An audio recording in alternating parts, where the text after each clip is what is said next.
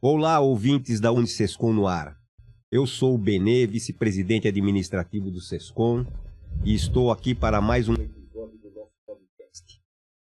Hoje temos a honra de receber o Antoninho Marmo Trevisan, contador emérito e fundador da Trevisan Escola de Negócios, que nos oferece uma oportunidade única para explorar sua visão sobre a educação contábil, sua experiência na área e suas contribuições para a profissão. Bem-vindo, Trevisan. Obrigado, Benê. É um prazer estar aqui de volta aqui no nosso Sescom.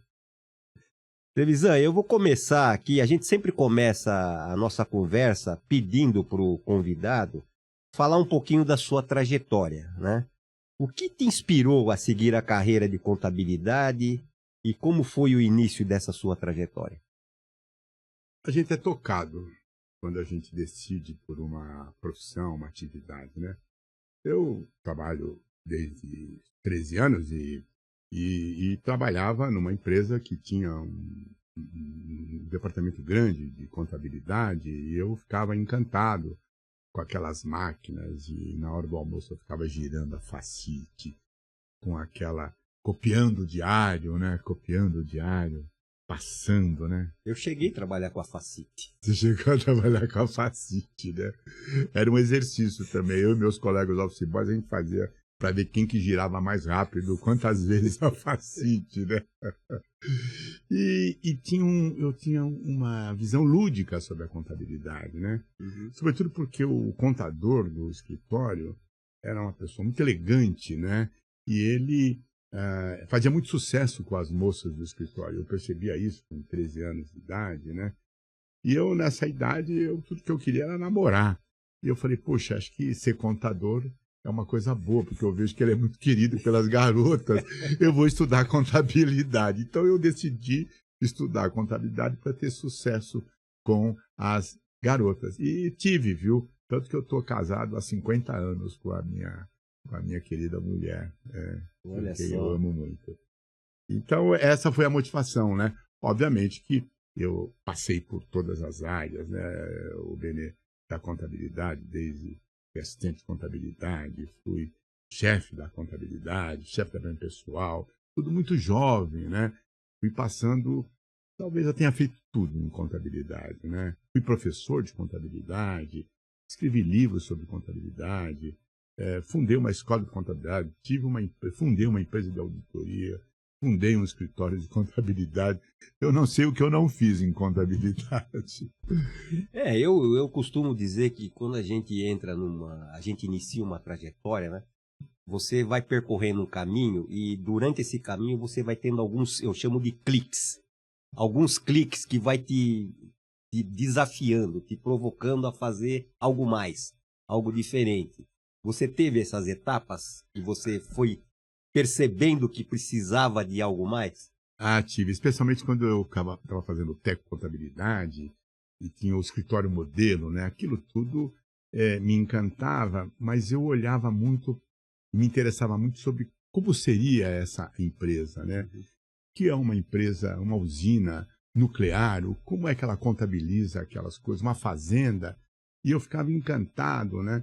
Com essa imagem e com a riqueza da contabilidade, que é o entendimento do fenômeno, né? Cultural, econômico, ambiental, e traduzir aquilo. E aquilo me chamou a atenção, né? Até o momento que eu decidi prestar um concurso, né? De auditor, mas talvez vai ficar mais para frente essa história. Que também foi um mero acaso, viu?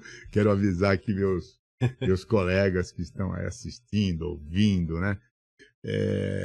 Os acasos não são por acaso, né? Quando acontecem certas coisas, você tem que abraçar, e abraçar com muita força, né?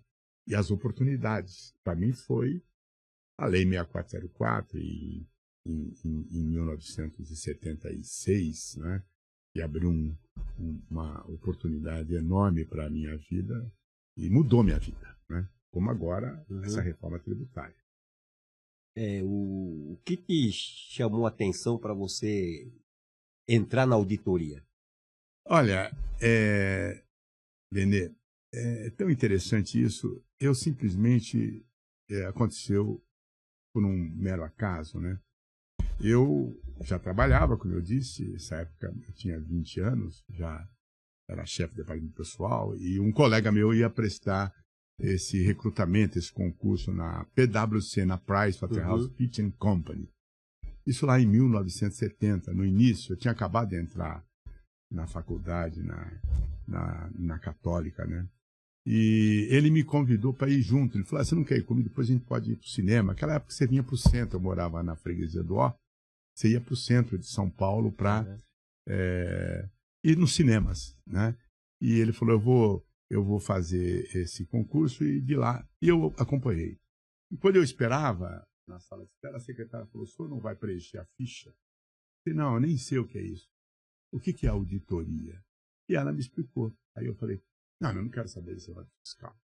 Ela disse, não, mas você pode viajar muito, vai para muitas empresas. Aí eu falei, então eu me interesso. Preenchi a ficha, acabei entrando em auditoria lá em 1970, fiz minha carreira em auditoria, e o meu colega, que eu tinha ido acompanhar ele, acabou não entrando. Mas eu acho que o importante aí, Benê, é a gente, ao entrar em alguma atividade, escolher que você vai ser o melhor. Parece que é fácil falar, né? Mas você tem caminhos, tem etapas que você pode. Quando eu participei desse concurso lá na Price, eu fui entrevistado e o sócio inesquecível, Newton Latorraca, ele me fez uma pergunta. Ele falou, o que o senhor quer ser aqui na Price? Aí eu perguntei para ele assim, o que pode ser aqui? Qual é o cargo máximo? Ele falou, é sócio. E como é que se chega a sócio? Aí ele me explicou, tem que estudar, tem que trabalhar, tem que se dedicar, tem que ser leal. Eu falei, então eu vou ser sócio. Aí ele falou assim, o senhor não está sendo muito pretencioso? Eu disse, o senhor me explicou como é que chega lá e eu acho que eu sou capaz. E acabei sendo sócio na Price, né? Então, querer certamente ser o melhor, né? E as formas são sempre pré-estabelecidas, né? Durante todo esse período aí, como é que você viu a evolução da contabilidade? Ah, incrível. Incrível. Se você olhar Luca Pacioli, lá em 1494, eu não estava vivo ainda, deixa bem claro, né? E eu fico encantado imaginando ele ali passeando com um grande artista, né? Leonardo da Vinci, eram amigos, ele era conselheiro do da Vinci. E isto me encantava, porque eu vejo e via sempre a contabilidade como a arte de você construir uma catedral. A arte de você ajudar a democracia de um país. Para mim, a arte de você identificar um fenômeno e traduzi-lo em números. A arte de você comunicar para milhões e milhões de pessoas como está uma empresa e permitir que existam negócios em todo o mundo. Para mim, a contabilidade é a arte que permite que os fluxos de capitais transitem pelo mundo todo, né? E, sobretudo, os avanços, né? Vejo aqui, desde a década de 40, com o Decreto-Lei 2627, que a contabilidade ela era feita para o dono. Olha que interessante, lá nos anos 40. É verdade, essa era visão para o dono. Interessante. Fala um pouquinho dela. Né? Você tinha de um lado capital, do outro lado imobilizado, era o que importava, né? Aí depois veio a lei das SAs, 30 anos depois, né? E mudou tudo, porque a contabilidade passou a ser para as pessoas que estavam fora dela, para os acionistas, né? Aquele processo de equivalência patrimonial que vocês lembram, aquilo tudo foi um avanço inimaginável. E depois você teve, mais adiante, quase 30 anos depois, em 2008, a Lei 11.638, que definiu uma nova regra para a contabilidade, que era a conversão, quer dizer, você introduziu todo mundo falando a mesma linguagem. Então já não importava mais se você estava no Brasil, nos Estados Unidos, na China, tudo seria parecido, de modo que qualquer um poderia aplicar no Brasil os seus capitais, né? Então você vê que a contabilidade ela é feita de avanços e ela vai continuar esses avanços, sobretudo agora, né, com uma reforma tributária revolucionária, né, que coloca o contador no centro das atenções e que vai demandar serviços como jamais, né? Sobretudo porque ele deixará de desenvolver, de gastar seu tempo em atividades acessórias para ser o centro do pensamento. Ele, com certeza, será, nos próximos anos, as próximas décadas, o contador será o homem que vai ajudar a definir estratégias para a empresa. Né? Então, eu me enriqueci muito intelectualmente, atuando como contador e pensando a contabilidade como uma solução de problemas. Eu me lembro, de uma certa ocasião, eu fui desafiado a pensar em como resolver o problema da Amazônia do ponto de vista financeiro. E aí, o que eu propus? Eu tenho uns 20 na Fundação Konrad Adenauer. Eu fiquei olhando qual era o déficit ambiental dos principais países do mundo. Veja, Benê, como a contabilidade é rica. E, portanto, ao levantar isto, eu tinha ali o passivo ambiental do mundo. Passivo ambiental. Me dê um passivo que eu te dou um ativo correspondente. É a regra básica da contabilidade. Com isso, eu construí um balanço. A partir dos passivos ambientais, está aqui o ativo. É claro que você poder constituir um fundo com aquele ativo que é a contrapartida desses passivos. Se as pessoas estão respirando, é graças a quê? A Amazônia. Está feito. Então, é uma solução que só a contabilidade pode dar. Um outro momento, para citar quão criativa pode ser a contabilidade, o Mário Covas, governador, assumiu e ele me chamou, porque tinha lido um artigo, porque o Estado de São Paulo estava muito endividado. E aí ele falou, não tenho dinheiro, como é que eu vou pagar as empreiteiras? Aí nós bolamos um negócio que foi chamado de Companhia Paulista de Ativos. Levamos para uma companhia que foi criada, um fundo que foi criado, os principais ativos do Estado de São Paulo. CPFL, Eletropaulo, ativos, terrenos, aquilo deu uma fortuna. Emitimos títulos, esses títulos eram negociados no mercado secundário, e com isso se privatizou a CPFL, etc. E São Paulo resolveu o seu problema de endividamento e Covas fez um governo de muito sucesso. Graças à contabilidade. Então, ela é maravilhosa, né? Eu sinto falta de contadores que têm essa visão e paixão pela contabilidade que você tem, cara. A gente precisa de mais profissionais com essa pegada. Mas eu penso, Benê, que é uma questão de entender a grandiosidade da profissão. Eu sempre vou atrás, quando eu vejo alguém que deu muito certo nos negócios, eu vou atrás do currículo. Por exemplo, descobri agora que o Silvio Santos acabou de morrer, foi homenageado de todas as formas, né? Teve um jornal nacional inteirinho para ele, do concorrente. Por que será que o Silvio Santos era tão craque em negócios? Será que ele, mascateiro, ele vendia na rua carteirinhas, etc. E o que levou ele a ser um grande empresário? Um detalhe, ele era técnico de contabilidade, estudou num colégio no Rio de Janeiro, não é? Olha que informação importante, acho que pouquíssimas pessoas sabem disso.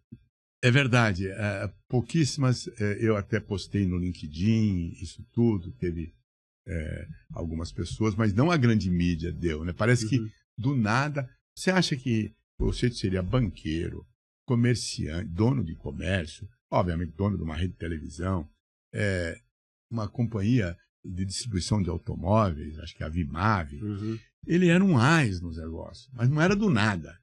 Outro, que também era o vice-presidente Zé Alencar, ele era técnico em contabilidade, né? O Delfim Neto era técnico em contabilidade, né? Figuras que têm um jeito diferente de olhar as coisas, de analisar. E eles só apareceram como apareceram porque tinham uma formação contábil. Ela é uma ciência muito rica. O que nós não podemos deixar é que as pessoas não entendam o que a gente faz. Eu acho que aí, Benê, talvez eu não vou aqui criticar meus colegas, se bem que colega pode, né? Que nem eu não aceito que critiquem o Palmeiras, a não ser que seja um outro palmeirense, né? É um pouco da gente se soltar mais, falar sobre negócios, né, com o seu cliente, né? Dizer de uma maneira que ele entenda, como já dizia Fernando Pessoa, né? Olhar o outro como ele é e não como você gostaria que ele fosse. E sair desse obscurantismo da contabilidade, dos tributos, né? O meu cliente tem que achar que a contabilidade é muito simples. Sabe por quê? Senão ele vai abandonar a contabilidade e não vai dar valor para aquilo que ele não compreende, né? É verdade. Muito bom esse ponto. E também, na vida, eu só tratei disso. E eu percebia, em qualquer ambiente, como as pessoas se interessavam por esse assunto. E era um assunto que eu dominava. Contei tantas vezes essa história, mas eu repito, não foi à toa que eu tive acesso a secretários da Fazenda, ministros da Fazenda, presidentes da República, o presidente do Supremo Tribunal, me lembro, Nelson Jobim. Ele, quando foi presidente, ele me telefonou e falou: preciso que você me dê umas aulas de contabilidade, porque eu vou ser presidente do STF. E eu preciso entender de contabilidade, porque os casos que a gente julga são relevantes. Então, eu só tenho um problema quando eu vou no dentista. É impressionante. Eu vou pro dentista, eu vou no médico, tudo que eles querem. Você é o Trevisan, eu tô com uns problemas aqui no meu consultório, o que você acha? Com o médico tudo bem. Agora no dentista você tá ali, você tendo que responder para ele, né? De boca aberta. De boca aberta. Mas que legal, Trevisan. Agora vamos falar de uma coisa que eu não sei se você gosta, mas eu tinha que trazer para a nossa conversa aqui, que é a Trevisan Escola de Negócios. Minha paixão. O que te motivou a criar a Trevisan Escola de Negócios? Foi desde sempre, né? Quando eu me descobri dando aulas lá nos idos do final dos anos 70, ensinando sobre a lei das SAs e depois a Price me mandou fazer um curso em Buenos Aires de formação docente. E lá eu aprendi que el docente não nasce, se hace. Então você tem que dominar técnicas, né? E isso tudo se tornou uma paixão na minha vida, perceber o outro aprendendo. E quem aprende com a gente, ele fica eternamente ligado a você, não é? E aí, então, quando saí da Price, a minha decisão foi criar uma empresa de treinamento empresarial, e chamava-se Trevisan Treinamento Empresarial. Ensinávamos em cursos especiais, até chegar no final dos 90, quando Fernando Henrique gerou uma lei que abriu o ambiente para se criar em faculdades. A gente já tinha a Trevisan, auditores, que era muito grande. Aí eu decidi, então, que estava na hora de criar, não é, essa escola em 1999, né? Mas um desafio, que era uma escola sem lápis e sem papel. Porque eu já percebia nas empresas, as empresas estavam avançando, né? Já com laptops, computadores, naturalmente, né? E aí, esse foi o grande desafio. Tinha que ser uma escola sem lápis e sem papel. E os alunos tinham um laptop. Mas por quê, né? A pergunta que você faz, né? Porque eu entendia que ensinar contabilidade, começamos com o curso de contábil, vou até contar aqui, não é? E eu, quando dava o curso de contabilidade na FGV, para os alunos de graduação, lá nos anos 90, eu percebia que eles morriam de medo. E eu disse, não, a contabilidade não pode amedrontar os jovens. Tem que trazê-los. E eu, então, acabei me esforçando para desenvolver uma forma de ensinar que eles amassem, né? E era com muitas histórias, muitos casos práticos. Eu não iniciei a primeira aula, a esquerda debita, a direita acredita. Não, eu levei, pedi para eles trazerem balanços, comecei a fazê-los a entender balanços, a interpretar balanços, e aí eu fui ensinando o método das partidas dobradas, né? E eles adoravam, eles passaram a adorar o curso de contabilidade, não é? E criar uma escola foi um passo importante, né? Porque nós podíamos formar contadores, que era o meu sonho, né? Não formar contadores, mas formar os melhores, né?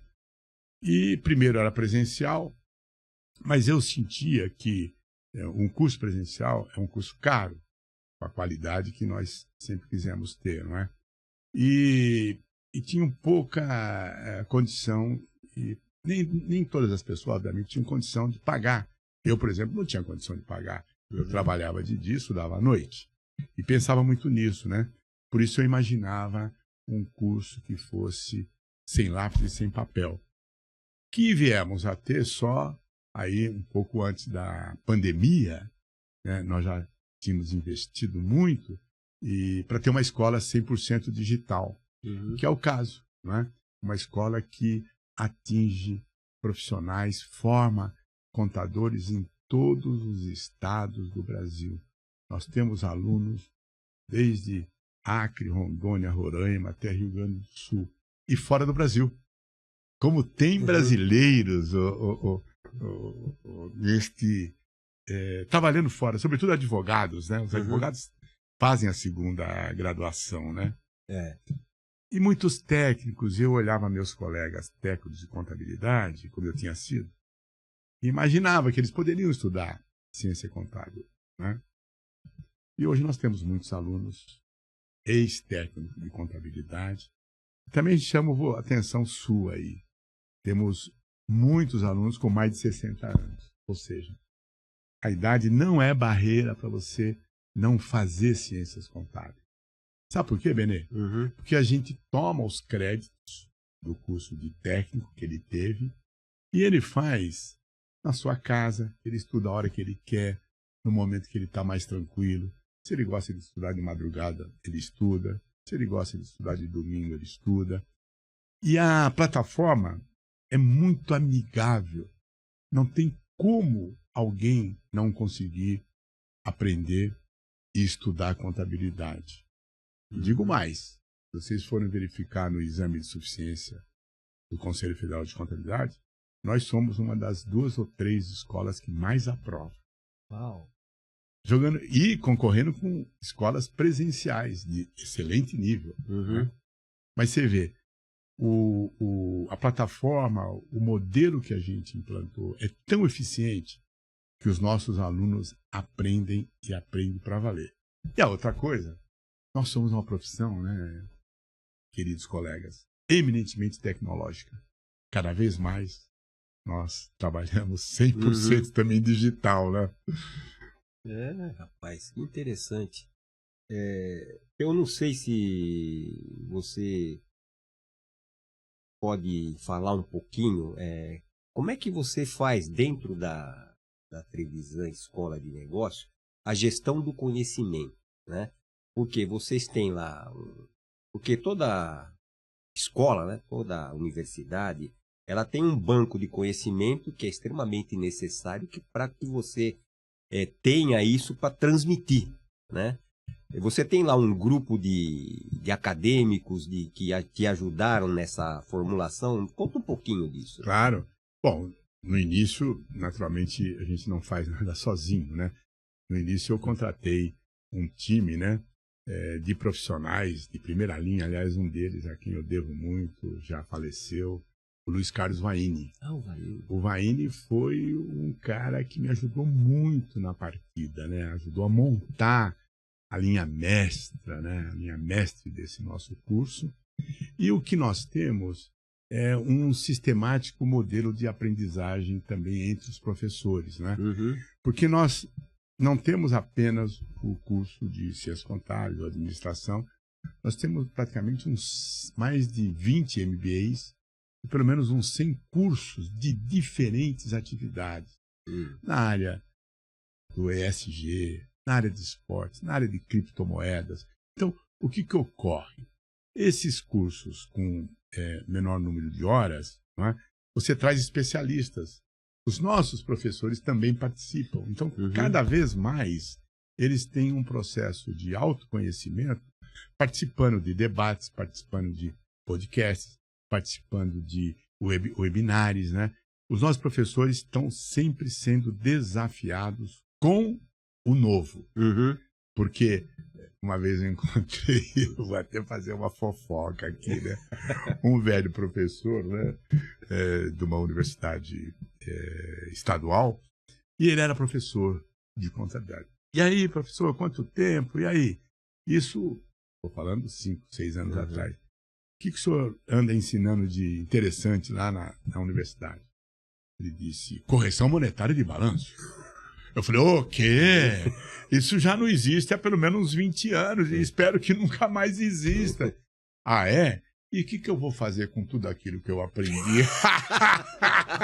Eu falei, pô, meu, vai estudar, né? Ele falou, não posso jogar fora, professor, eu tenho que continuar dando... Quer dizer, isso é um absurdo, claro, né? Você não pode ensinar, a não ser como a história da contabilidade, né? Então, o que a gente faz, o fato de termos uma editora, eu quero completar isso, nossos professores também escrevem livros. Então, o fato de ter uma editora junto com uma escola, nós somos uma das poucas que tem isso, né? Nós estamos sempre estimulando nossos professores a escreverem livros sobre temas inovadores. Então, é aquela história que nem Tostine, né? É fresquinho porque vende mais e vende mais porque é fresquinho. É assim que a nossa escola funciona. O outro importante, nós temos alunos muito bem formados. A metade dos nossos alunos, mais da metade, estão fazendo a segunda graduação. Ou seja, eles sabem muito. E eles vêm das Big Four, das Big Ten, de auditoria, né? São todos muito bem formados, mas não têm o curso de contábeis. Então, nossos professores estão sempre sendo sistematicamente desafiados. Eu acho que desafiar o professor, o Benê, talvez seja a melhor decisão. Desafiá-lo a escrever artigos, desafiá-los a darem entrevistas. Nós temos, me orgulho disso, uma excelente assessoria de imprensa. Comeu ou não leu, o pau comeu. Nós temos os professores que são escalados para darem entrevista sobre assunto novo na área de contabilidade, na área de ESG, na área de criptomoeda, na área tributária. Nosso time está sempre pronto. Vamos aproveitar um pouco, já que você falou que a contabilidade está muito tecnológica, né? E você já iniciou a Trevisan Escola de Negócio privilegiando a tecnologia, né? Tornando-a digital desde o princípio, né? Como é que você está vendo esse impacto, né? E a gente, por mais que seja, a gente sempre considera a tecnologia como uma ferramenta, né? Claro. Que os fundamentos da profissão, eles continuam aí e vão permanecer. Mas agora que a gente está tendo a agregação da inteligência artificial nesse processo, como é que vocês estão lidando com isso lá? Então, estamos usando, né? Nós não vamos nunca fazer de conta que não existe, né, a inteligência artificial. Nós estamos desafiando nossos professores a produzir com inteligência artificial. Nós estamos produzindo casos a partir da inteligência artificial. E isso também está levando nossos professores a serem muito mais estudiosos, porque a inteligência artificial, ela pode sim trazer informações, ela pode construir, inclusive, um debate, pode construir tudo, né? Eu há pouco vi ali uma brincadeira ali com o Trump, com a candidata... Câmara. A Câmara. E como se eles fossem namorados e passeando na praia, o que esse é capaz de fazer, não é? Então, do ponto de vista da nossa profissão, eu vejo, assim como eu vi as outras vezes, né?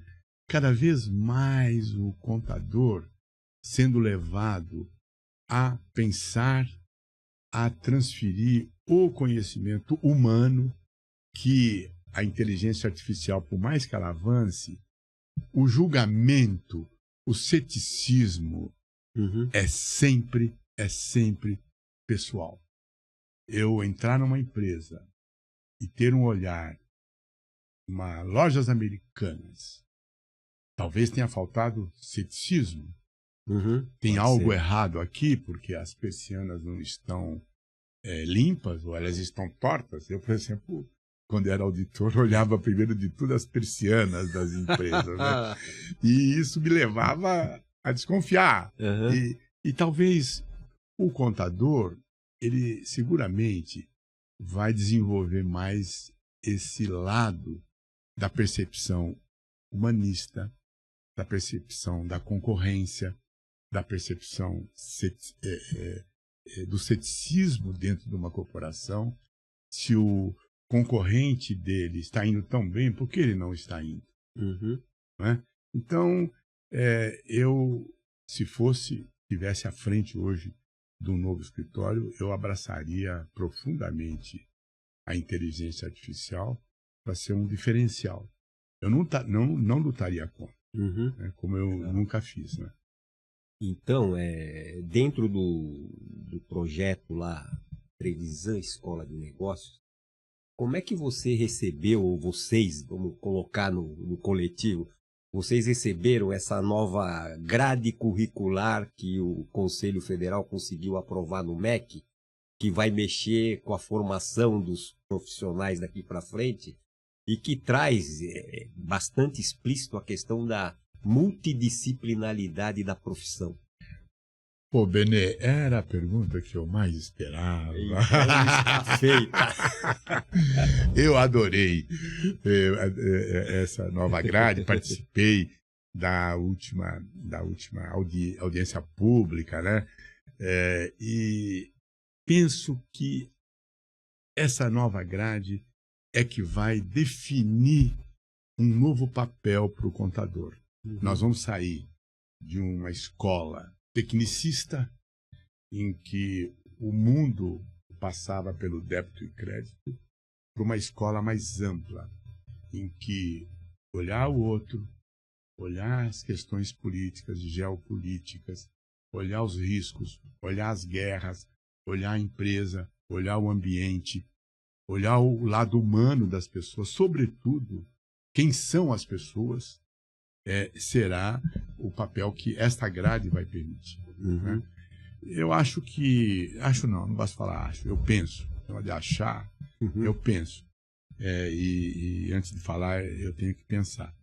Eu penso que essa nova grade, ela foca naquilo que já vem com um atraso enorme. Né? Nós, dentro da Faculdade de Trevisan, dentro dos limites do MEC, nós já estabelecemos para os nossos alunos esse desafio. Por exemplo, da comunicação.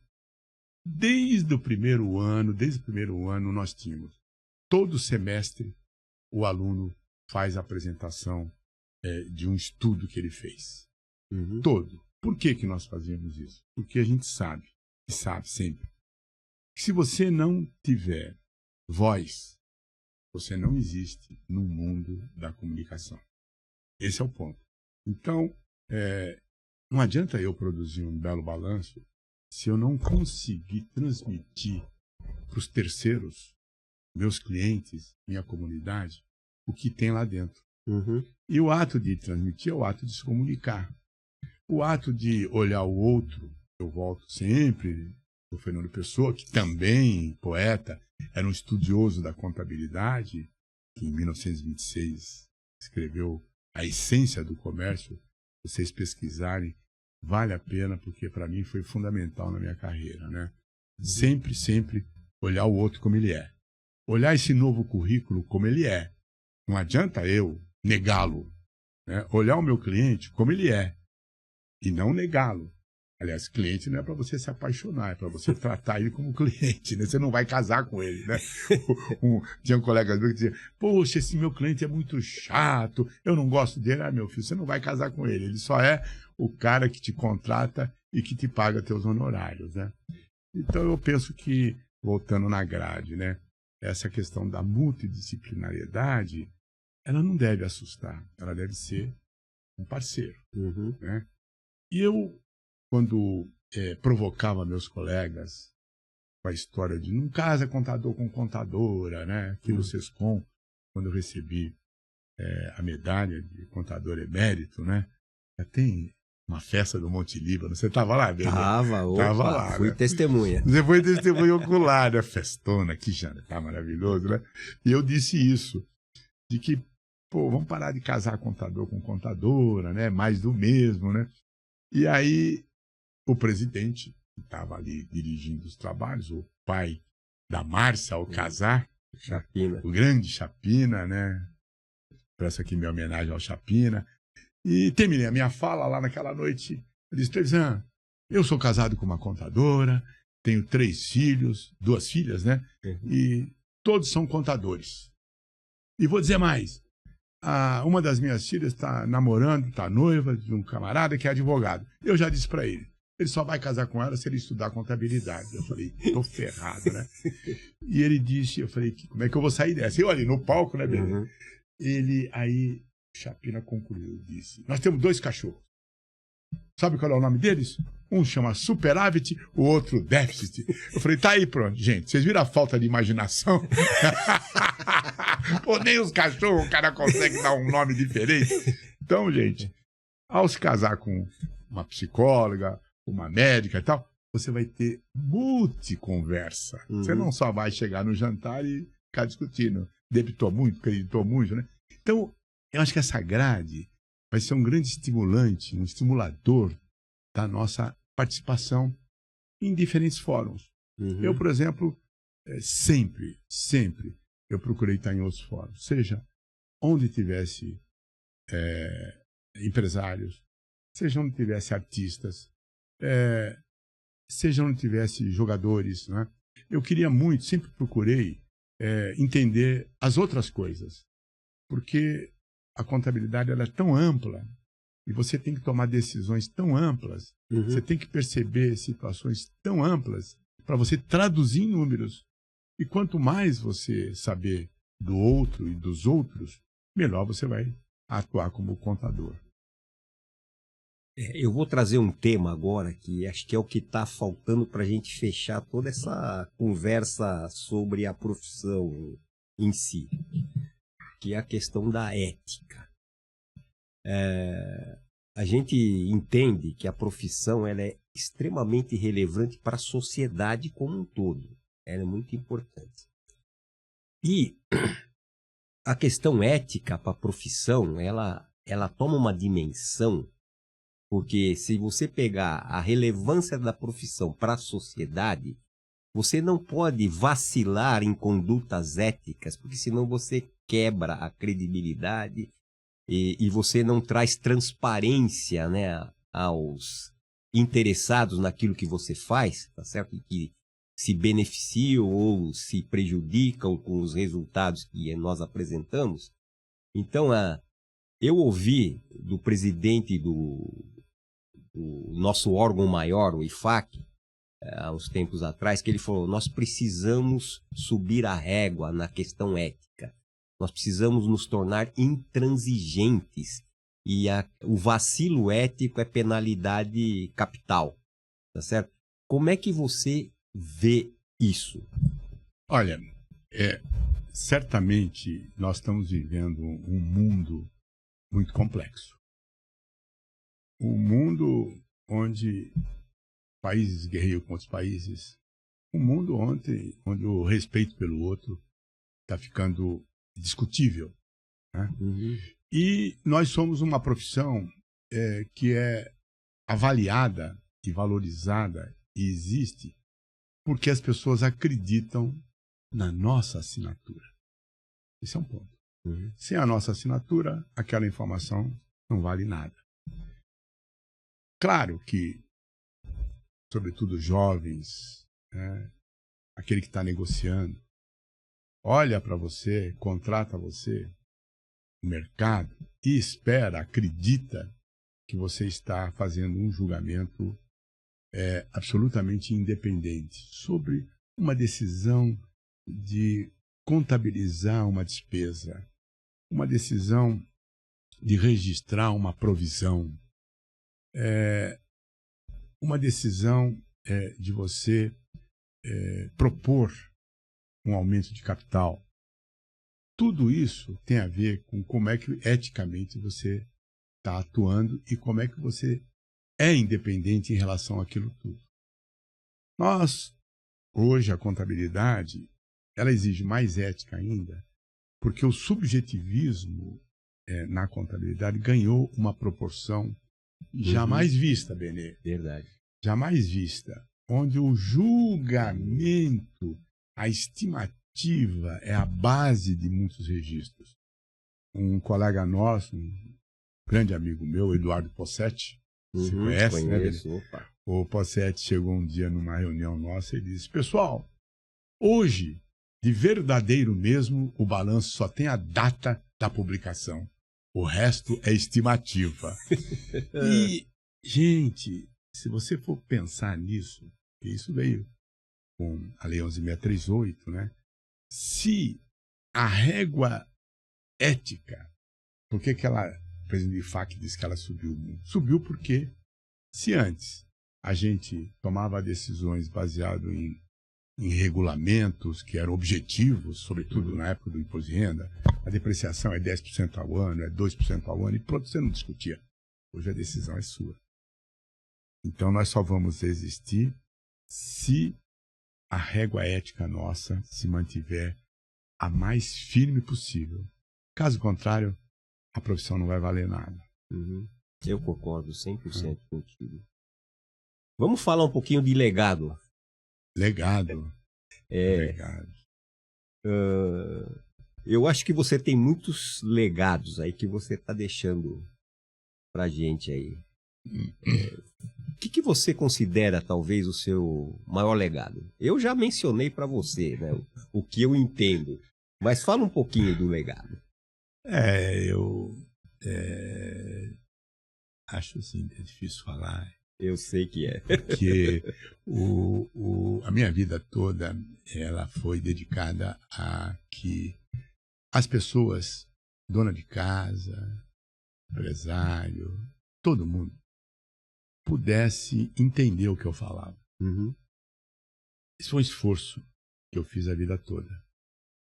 E nunca me conformei que o contador não fizesse parte dos ambientes da vida, tal a relevância que ele tem. Então, eu sinto que se eu vou deixar um legado, é esse de ter tornado a ciência contábil mais acessível. Mais e mais pessoas passaram a gostar, a entender, a aceitar a contabilidade a partir do esforço que eu fiz, modestamente eu fiz.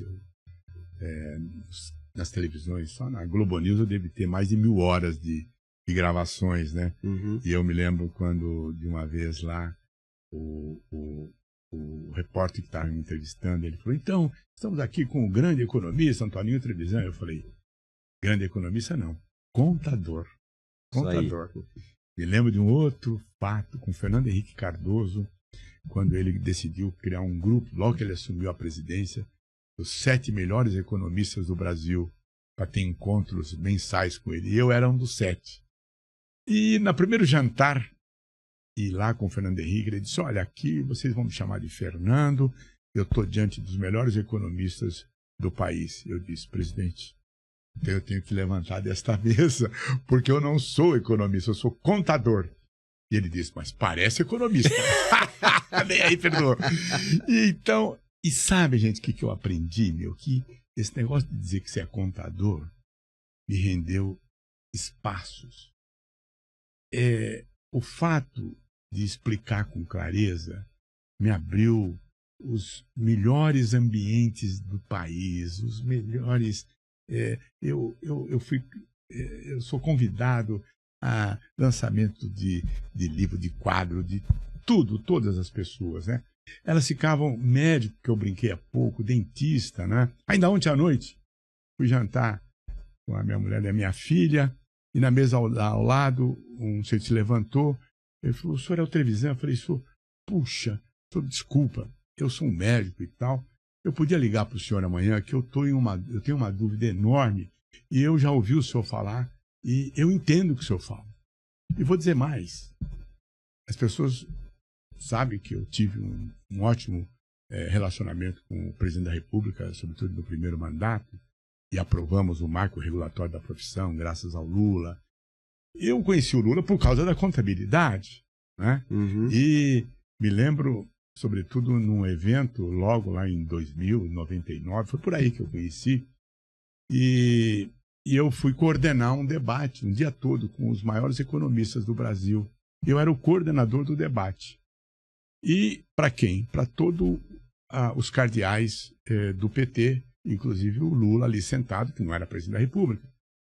Ao final do dia, eu fiz um resumo, como contador, de 15 minutos de tudo que tinha sido debatido durante o dia. Delfim Neto, Afonso Celso Pastore, Pércio Arida, as mais diferentes alas de economistas. E terminei. Aí o Lula foi encerrar, assim que eu conheci ele. Foi encerrar e ele disse: pessoal, é o seguinte, eu vou até arremedar ele aqui. É o seguinte, eu passei o dia inteiro aqui ouvindo esse bando de economista e não entendi porra nenhuma. Esses 15 minutos que esse Trevisan falou, eu entendi tudo. De agora em diante, só quero saber dele as coisas. Obrigado, Trevisan. Foi assim que eu conheci o Lula. Sendo claro e falando como contador. Essa sua habilidade eu não conhecia. Mandou bem. Tá vendo? O comunicador, o bom comunicador é versátil. Ele tem... eu sempre me coloquei como se fosse o cliente, né? Sempre foi assim, nunca ia de gravata quando meu cliente não usava gravata, ou ia de gravata quando eu ia aqui no Banco Finasa, ia lá, eles iam de terno azul, gravata e camisa branca, eu também ia dessa maneira, né? Olhando para trás, você tem alguma coisa que você faria diferente? Essa pergunta é difícil, né? Porque, caramba, olha só, gente, o que eu posso querer que seja diferente? Todos os prêmios da categoria eu já recebi. Desse SESCOM, do Sindiconte, do Conselho Regional, do Conselho Federal, vou receber agora no Congresso, agora em setembro, a medalha João Lira, que é a maior condecoração que merecida. Contador. Demoraram para entregar. Aliás, eu pensei no meu discurso em abrir assim, pessoal, só agora, francamente, tá uns 10 anos atrasado essa medalha, né? É uma brincadeira à parte. Mas então, é sinal de que eu acho que fiz a coisa certa. E certamente cometi erros também, a gente comete, né? É parte do jogo, mas o importante é errar uma vez e não duas, né?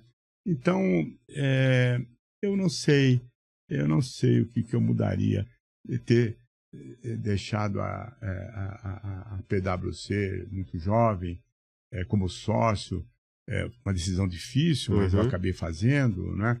Hoje, ter os meus ex-clientes, os meus ex-concorrentes como clientes, é uma maravilha, né? E ser reconhecido pela comunidade é certamente o que mais me toca. O que mais me toca, né? E repetir as mesmas histórias e os meus colegas ou conseguem ouvi-las e não ficam aborrecidos.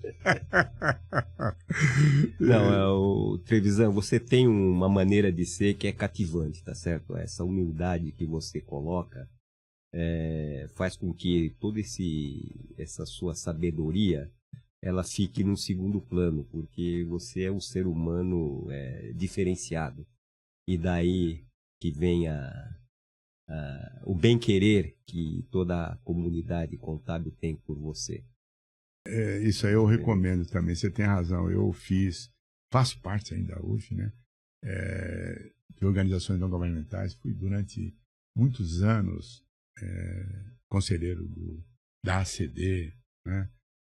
Da Fundação Dorino Novil, uma infinidade de ONGs que eu hoje sou conselheiro do Instituto Pacarelli, que é da Sinfônica de Heliópolis. Vamos inaugurar o primeiro teatro dentro de uma favela, esse ano vai ser inaugurado, né?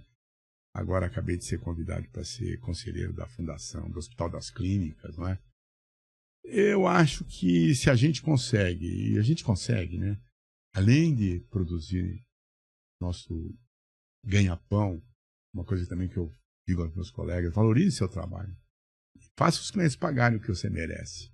Isso é uma questão de dignidade, né? Uhum.